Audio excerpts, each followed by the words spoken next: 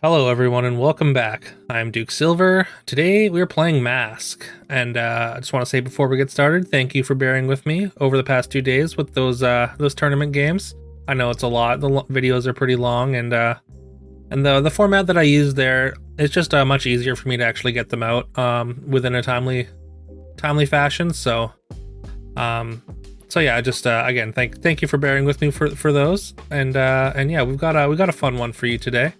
Mask is a hero that I've been doing extremely poorly with, but it's also one of my favorite heroes to play, which is kind of a weird balance to strike. But yeah. Recently I've actually been, my Mask results have been improving, but yeah. Enough about that. Let's get into this game. Make a little bit of an error here. I could just put that 0-3 creeper in slot 1 and we probably still get to attack with our stags, so I probably should have done that. And we transformed into Snow Angel. Snow Angel gets a lot of value, just like at experience levels. Like, you're able to take experience pretty aggressively with the Snow Angel because you don't really lose tempo for spending gold on experience because you get free characters. So yeah, that's what we're going to be doing here. That's why I just jammed that experience here on 3.1. And we're going to take a speculative dragon's nest here.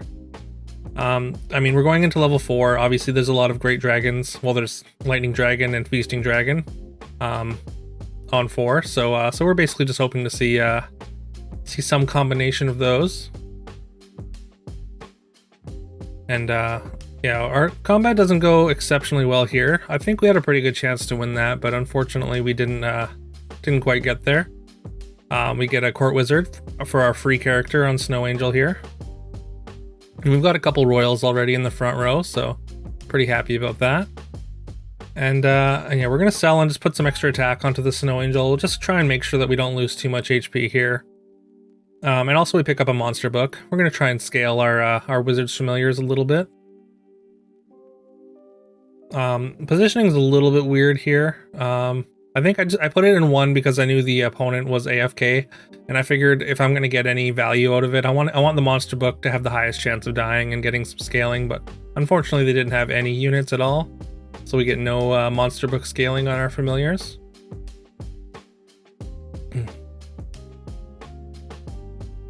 Just trying to figure out the best positioning here. I mean, we obviously we want range attacks to go first, but also we want to put the stats onto our court wizard if we can. So we want to have the highest chance for our stag to be putting stats onto the court wizard. So that's why we've got it positioned like this with our range in 3. And we want the sure shot, and we also need to cast a spell this turn. So I figure casting a shrink ray there is fine. We cut one of the stags just to try and get more court wizard attacks. Unfortunately, that falling stars does eliminate any potential for another court wizard attack there, but we get some pig gold out of the Goldilocks. Sporko is kind of tempting, but the positioning is just a little bit weird. We're going to take another court wizard. With the spell book, with the monster book and our wizard's familiars, we are set up to try and find Aeon on level 5, because the court wizards are mages. So getting an Aeon on board with the monster book means we'd be able to scale up our court wizards and kind of lean into those. They can add a lot of power. So yeah, scaling court wizards can be pretty effective. If you have like a monster book and Aeon and whatnot, or even just like an Aeon with like Brawl, like court wizard's a decent mage to have on the board. All right, we get a free Lancelot from our Snow Angel hero power, and we get a crystal ball out of our stag triple, and then we triple our court wizard into Moonsong horns. So we got half ball. And I do kind of want to scale up the lance with spells, but I want to put more power onto the court wizard if I can first. I just want the court wizard to be a real threat, and like the Lancelot treasure, like we'll get to it eventually, so I'm not incredibly worried about it, getting stats on it immediately. But we are going to put some stats on. Again, I just wanted the court wizard to have I wanted to have a relevant attack for the bonus attacks if we're going to be playing weak characters like this sure shot, which I actually do end up cutting. And then we cast another spell, and we've got our Wizard's Familiar triple in the shop that we have locked. Unfortunately, our stag gets taken out first there. Lancelot gets a slay though. And then our bonus attack wins the fight there. And we're kind of out of this dragon's nest now. Like, I don't think it's really offering too much to our board, so we're gonna take this locked chest. Like, it's probably gonna be too slow. If we find something better, we're gonna replace it. Like, but it could be hat or treasure map, both of which we would be fine with. We burn 4 gold on 2 TLKs there and get an Echo Wood, which is not the greatest thing ever, especially on our board. We're just gonna kind of hope that our stag stats make the Echo Wood into a real character here.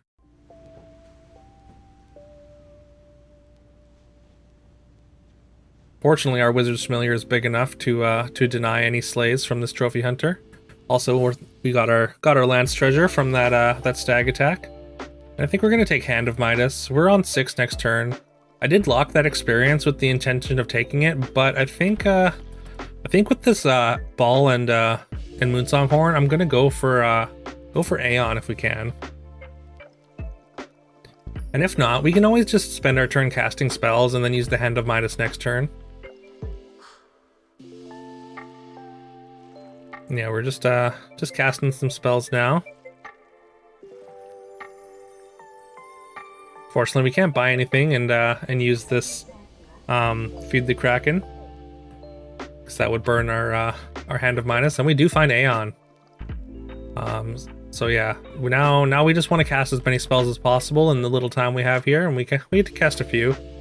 We get the Court Wizard up to 21 power, and then kind of an awkward position. I wanted to be able to figure out the positioning for this copycat in front of the monster book.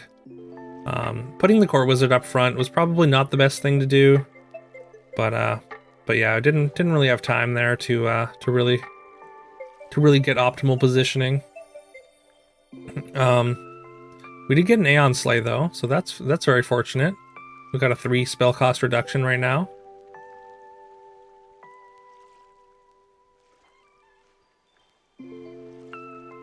All right, and we have no reason to be Snow Angel anymore.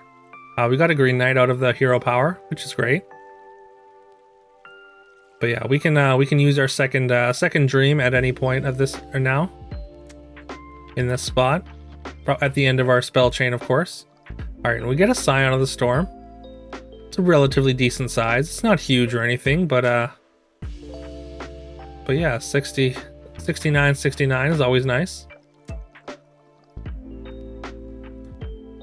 I am gonna sell for this Pigomorph just because, like, we're not in the healthiest spot, and also we're against top boards, so I feel like it's best to just not take any chances and give ourselves the best chance to not take damage here. The opponent isn't like exceptionally large or anything, but they have a Ivrial already, and they've got a decent amount of stats on the board here. But we are gonna be able to take this one, and we get some more pig gold.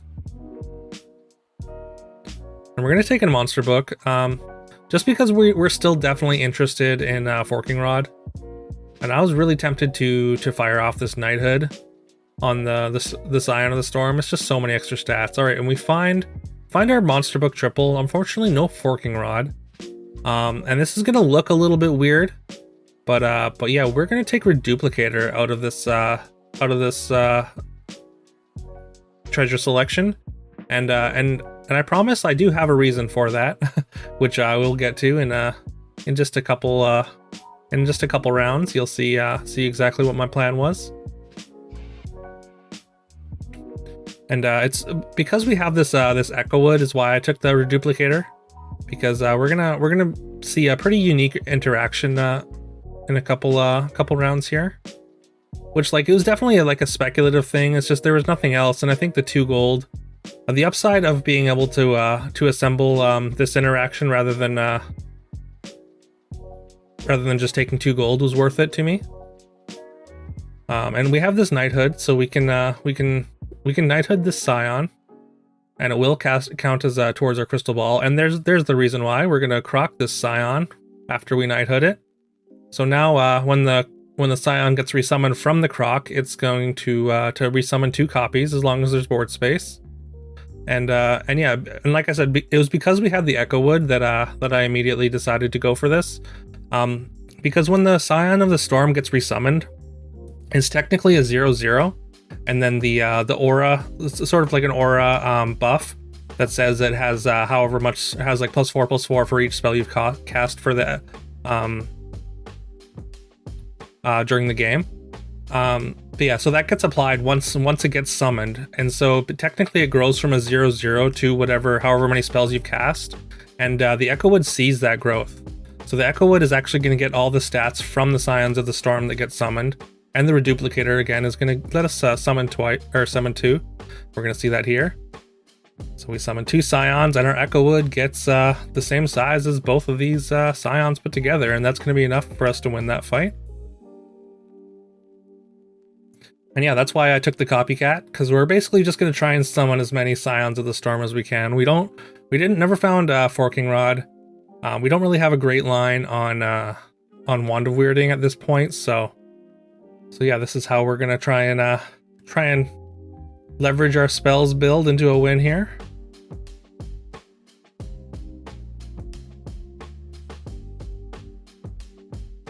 $3 gold's a lot to cast for just like a targeted spell, but I think it's worth it just to put stats on our board, and obviously we're trying to grow our Scion as much as possible.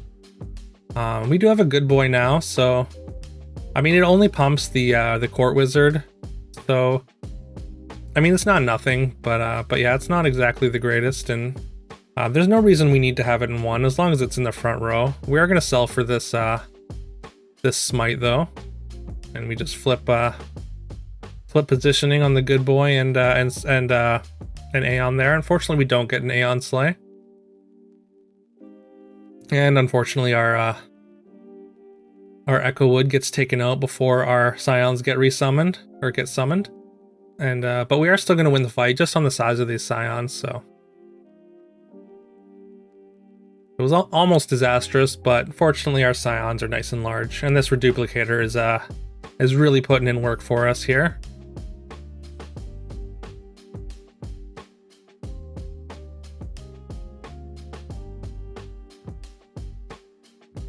Again, $3 gold's a lot, so I'm not going to go for it that time. And then we have there's another croc here, which I wouldn't mind assembling triple croc, but $5 gold is a lot. Since we didn't get our Aeon Slay, like our cost reduction isn't quite there.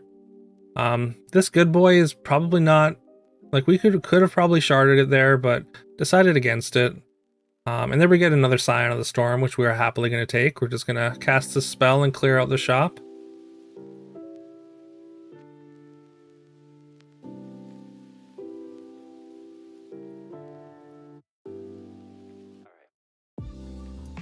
Alright, and this opponent is a very, very large Bearstein comp. They have double Golden Bearstein and a regular Bearstein, so that's terrifying. And their Wombat summons a Polywoggle, which gets multiplied by 5, thanks to their Bearsteins. But our Scions have made our Echo Wood really, really large. We got 3 of them that time because we got the Copycat attack, and that's going to be enough stats for us to win that. Even through those that giant Polywoggle being so huge, and also slaying and turning into something, and getting all its health back.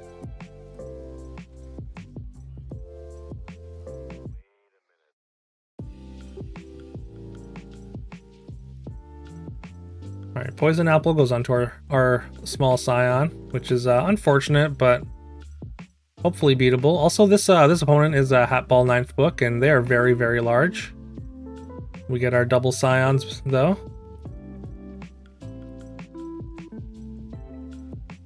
That's a huge Pigomorph from their 9th book, and we do manage to take out enough golden characters to survive at 1, though, so we're still in it, and we're going to take another Copycat. Again, we're pretty much all in on this this Croc Scion plan, so we did get our Aeon Slay, so we do have spell cost reduction now, which is nice. And there's another Croc, which we are going to put onto our or we're gonna have it eat our other Scion. And also there is our copycat upgrade, and there's Forking Rod. All right, and because we have this second croc with the upgraded copycat, I think Reduplicator is probably not going to be able to get much value in general. It's probably gonna not have enough board space. So, and I think having the Forking Rod to scale our Scions of the Storm is gonna be more valuable. And we get our 2 of our Scions, and then we get our regular Scion, and our Echo Wood is 636, 650, so tons and tons of stats there. Fortunately, we have no monster.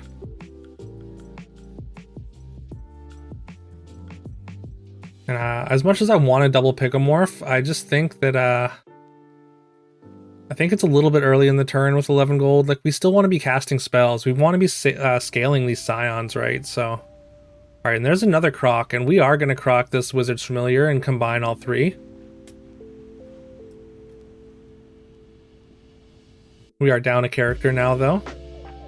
But I think that's fine with the copycat. Although we do find another copycat, and again, we're just all in on this plan. So we're just gonna take another one, and yeah, we're gonna hope that the RNG comes out favorably, basically. Casting a lot of spells here, getting a lot of gold from these coins.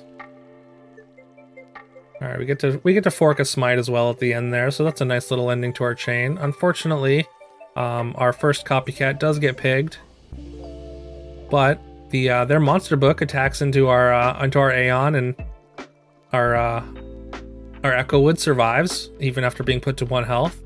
Generally, that's followed up with a Falling Stars when there's that Falling Stars from their 9th book. But fortunately, our Echo Wood was big enough to survive there.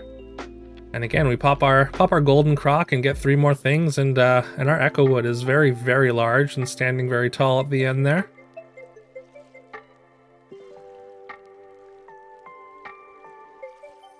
And there's another croc, but we don't have the cost reduction or the unit that we'd want a croc at this point anyways, so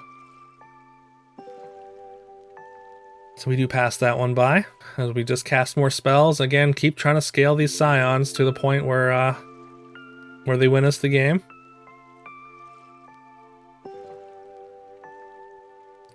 Another copycat, but unfortunately we don't have room. It won't fit in front of that 1 golden croc. All right, and we run out of spells to cast, so this is the last combat. Unless somehow there's a tie, we gotta hope that their 9th book is not so good, or is not like absurdly good, and hope our attacks go well and we get some copycat value. And we get very, very, very lucky with our combat RNG and get to attack with both our copycats.